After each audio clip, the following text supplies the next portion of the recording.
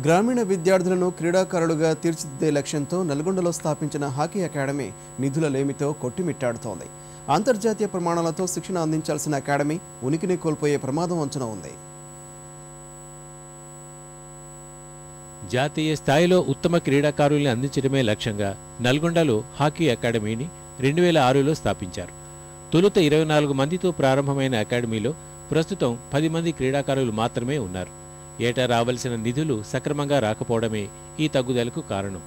బడ్జెట్లో భారీ కోతల వల్ల హాకీ స్టిక్కులు, దుస్తులు, క్రీడా సామగ్రి సైతం అందడం లేదు. ఇక ఆటగాళ్లకు అతి ముఖ్యమైన పౌష్టికాహారం విషయంలోనూ అదే దుస్థితి. అకాడమీ ఓపెన్ అయినప్పుడు ఫుడ్ బాగా పెట్టేవారు. అప్పుడు రేట్లు తక్కువ ఉండడం వల్ల 80 రూపీస్ ఫుడ్ పెట్టారు. మాకు ఓన్లీ మార్నింగ్ ఒకటి పాలు ఇచ్చేస్తున్నారు, ఈవినింగ్ ఇవ్వట్లేదు. రేట్లు పెరగడం వల్ల పెట్టలేకపోతున్నారు. మాకు డైట్ గురించి చూస్తే చాలా తక్కువ ఉంది. మా సీనియర్స్కు డైట్ బాగా ఉండేది. నైట్ కూడా బనానా, మిల్క్, ఫ్రూట్స్ అన్ని ఇచ్చేవారు. కాకపోతే ఇప్పుడు మాకు ఇవ్వడం జరుగుతుంది. ఎందుకంటే అప్పుడు 80 రూపీస్ ఉండేది బడ్జెట్, రేట్లు అన్ని తక్కువ ఉండేవి. ఇప్పుడు 6 సంవత్సరాలు అయింది కనుక రేట్లు పెరిగినాయి. పెరగడం వల్ల డైట్ తక్కువ వస్తుంది. బడ్జెట్ కింద పెంచితే మేము మంచిగా గేమ్ ఆడి హెల్తీగా ఉంటాం, ఫిజికల్ ఫిట్నెస్గా ఉంటామని ఆశిస్తున్నాం.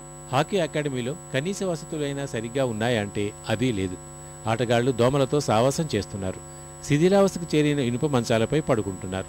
రాష్ట్రంలో ఒకే ఒక్క పురుషుల హాకీ అకాడమీపై ప్రభుత్వ నిర్లక్ష్యం క్రీడా నిపుణుల్లో ఆందోళన కలిగిస్తోంది. రేట్లు పెరగటం వలన పిల్లలకు కూడా సరైన భోజనం అందించలేకపోతున్నాము. ఇంతకుముందు వాళ్ళకు నైట్లో ఫ్రూట్స్, మిల్క్ కూడా ఇచ్చేవాళ్ళము. ఇప్పుడు అది తగ్గింది. ట్యాప్ కూడా దీని విషయంలో ఆలోచిస్తుంది. లాస్ట్ ఇయర్ ఒక మీటింగ్ చేసి ఎంత బడ్జెట్ పెట్టాలా వీళ్ళకు అన్నట్టు కూడా ఒక కమిటీ ఏర్పాటు చేసి వాళ్ళకు డిసైడ్ చేశారు. అయితే ఆ మీటింగ్లో 120 వరకు వీళ్ళకు పెట్టాలని కమిటీ డిసైడ్ చేసింది. కానీ ఇంకా ఇప్పటి వరకు దానికి ఇంప్లిమెంట్ చేయలేదు. అది ఎంత తొందరలో ఇంప్లిమెంట్ చేస్తే అంత బాగుంటుంది.